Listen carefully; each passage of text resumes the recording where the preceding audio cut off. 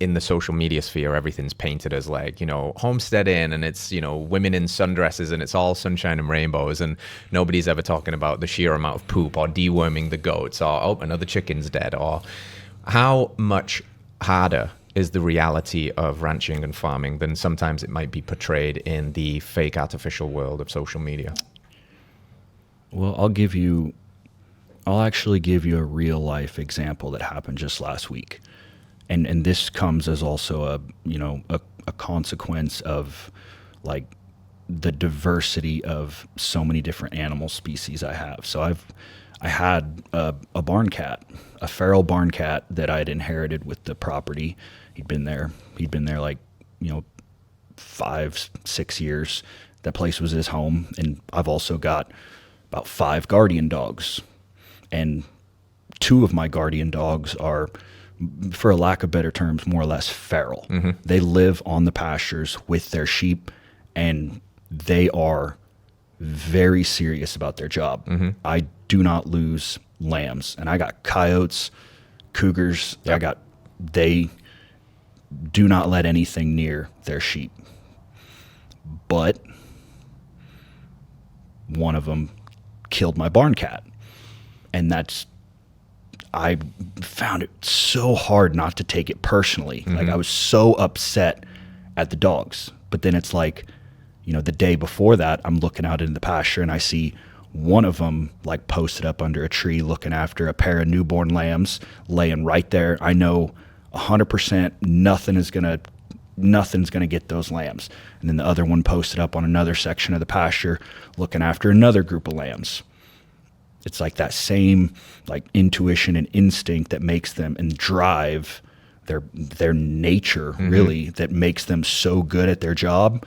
Also, just so happened that my feral barn cat, that I really liked him. Mm-hmm. Like, it was one of those weird things that, like, in the mornings I would go out to the barn, I'd put out a little food for him, and he would only come within like 10 to 12 feet of me, but he would like give me a little meow that he was thankful. Mm-hmm. And he would like come along, and he kept the mice under control in the barn and everything. But that kind of stuff sucks, and mm-hmm. you want to like sit there and be like, man, what could I have done different? Is it my fault? Is it just he was in the wrong place at the wrong time? Is this a lesson in like, the unfairness of life sometimes? And it's like you were saying, it's a very appealing life. The whole aspect of the pretty sundresses out there collecting your chicken eggs and everything is cool until you go out into the pasture and find feathers everywhere, and mm-hmm. hawks have been picking off your hens, mm-hmm. and you take the good with the bad. Mm-hmm. And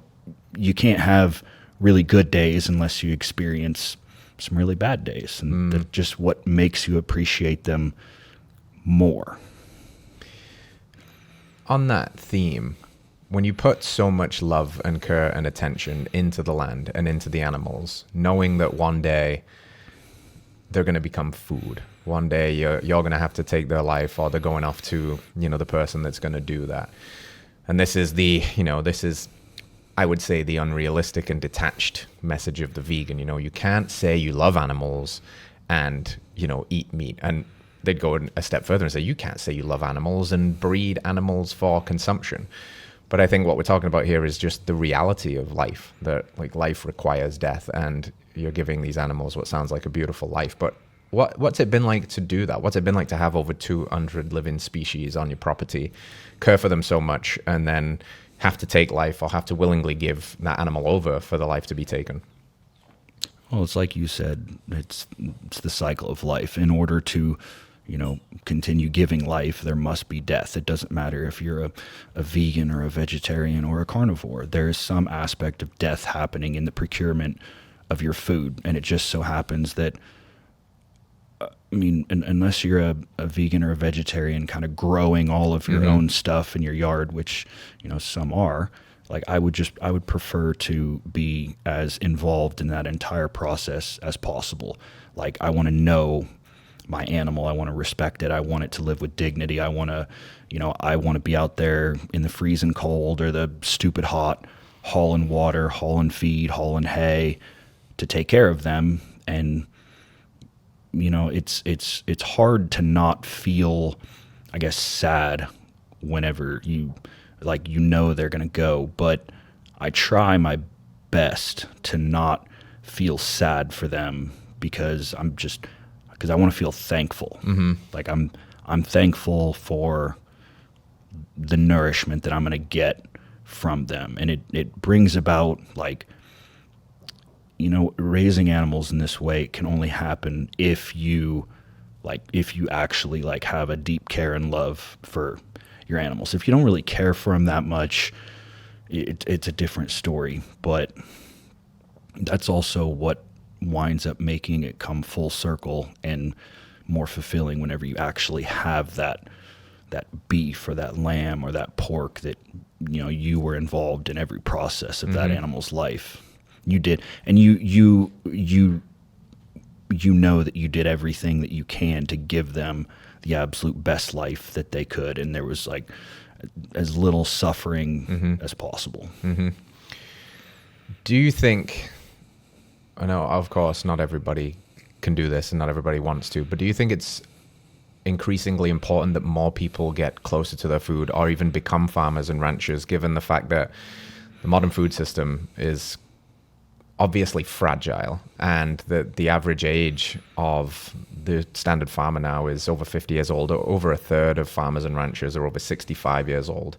How important is it for more people to get closer to their food or actually actively participating in the way that you are raising it? I think that the biggest problem that started happening is whenever food started being viewed as a burden.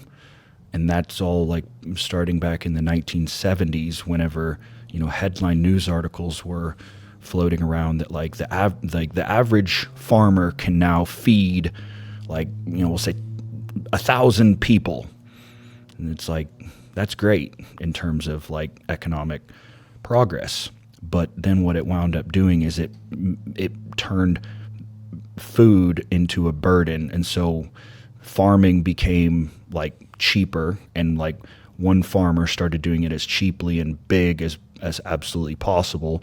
The people started eating worse and going for more convenience because they didn't have to be involved so much in their food. And so I don't think that everybody needs to be a farmer. We need doctors and lawyers and friggin' accountants and bankers and all that stuff too. But it certainly doesn't hurt to, like you said, get closer to your food. Like, you don't need to be growing your own stuff or keeping chickens, but know the person that you're getting it from. And I started in a metropolitan city. I sought out farmers markets. I sought out butcher joints that I could like follow, like the farm on Instagram, and like see their cows like grazing on pasture. I'm like, hey, this is pretty cool.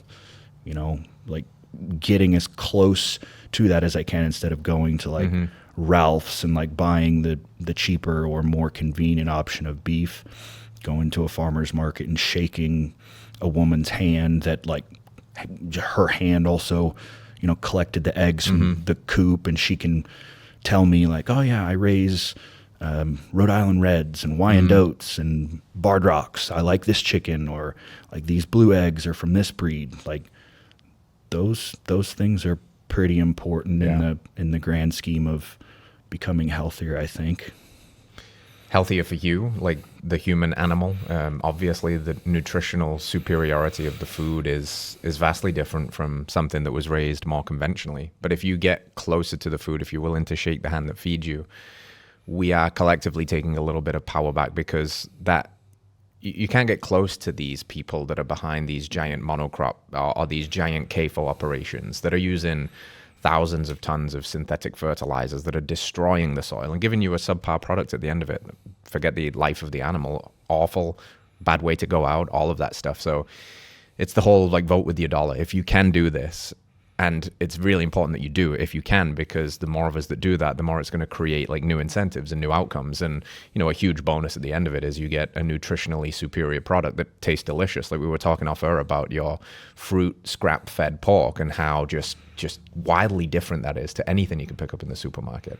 And I mean, and the fulfillment that I feel after raising my own beef for 18 months and then having it, that fulfillment is no different than, say somebody who, goes out to eat or gets the convenient option DoorDash to their doorstep, and instead they go to the farmer's market and buy some fresh produce, buy some ingredients, put forth some more effort, some energy to like make and create this nice meal. That fulfillment that they get from that, from the extra effort that they gave, is going to give them the same amount of fulfillment that I get.